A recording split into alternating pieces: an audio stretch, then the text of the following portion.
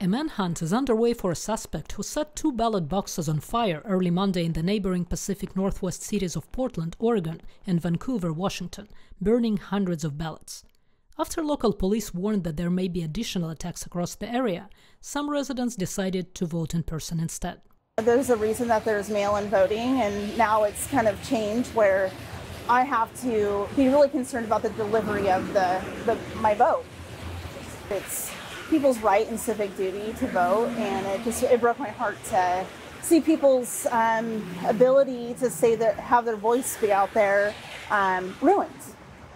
Robert Moore, whose ballot was burned in the Dropbox fire in Vancouver, says he intends to resubmit his ballot. But the incident has him wonder, what's next? Who plants incendiary devices in ballot drop boxes? Who does that? I think that they're trying to set up a civil unrest condition in this country. As election officials in Clark County, Washington, make sure the affected voters get a replacement ballot, additional security measures have been put in place. We are now retrieving ballots from the ballot drop boxes every evening. We're encouraging voters to put their ballot in drop boxes before 5:30 every night. We're also very pleased that our law enforcement partners are increasing their presence in the ballot drop boxes. Greg Kimsey says that in his 26 years as Clark County auditor and 2 decades working with unstaffed ballot boxes, he never expected to see ballots on fire, scraped out with a hoe. It's heartbreaking.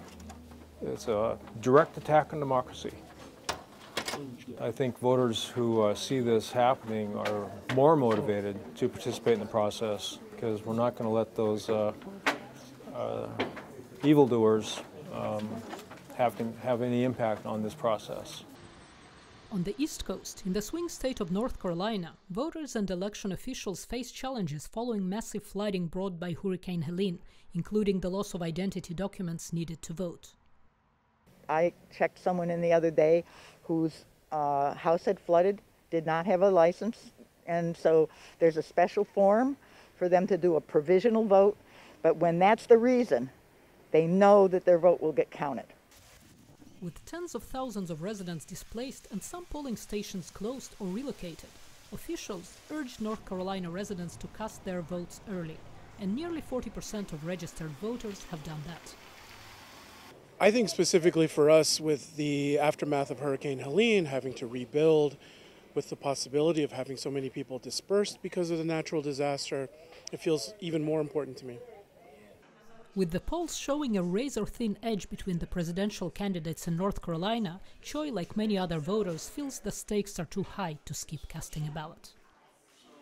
With Deborah Bloom in Vancouver, Washington, and Rafael Saakov in Asheville, North Carolina, Natasha Mozgovaya, VOA News.